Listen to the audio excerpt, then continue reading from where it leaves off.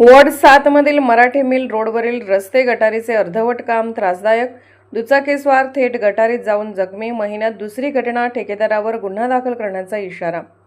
सांगली मिरज कुपवाड महापालिकेच्या वॉर्ड क्रमांक 7 मधील नागरिकांना गेल्या 1.5 वर्षापासून मूलभूत सुविधांचा अभावाचा मोठा सामना करावा लागत आहे. मराठे मिल रस्ता मंजूर न झाल्याने आणि परिसरात लाईटची कोणतीही व्यवस्था नसल्याने संपूर्ण विभाग अंधारात बुडाला आहे.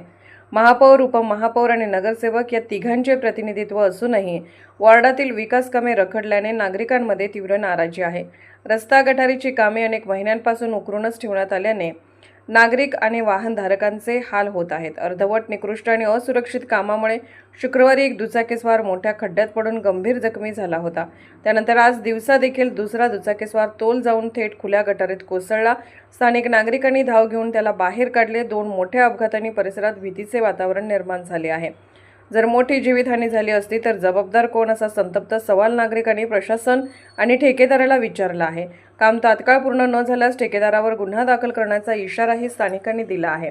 महापालिकेने तातडीने लक्ष देण्याची नागरिकांची मागणी आहे.